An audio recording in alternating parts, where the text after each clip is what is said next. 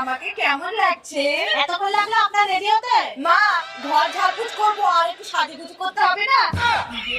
ঘর ঝাড়পোছ করার জন্য সাজুগুজু করতে হয়? হ্যাঁ। যাও যাও, ওদিকে গিয়ে ঝাড় দেওয়া শুরু করো।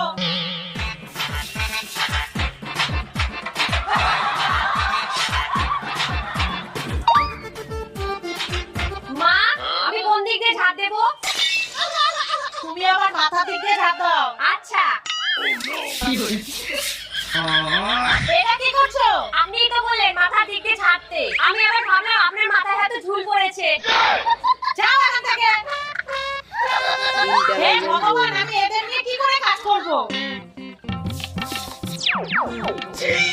না, ঘরটা খুব অন্ধকার, লাইটটা জ্বালিয়ে দি।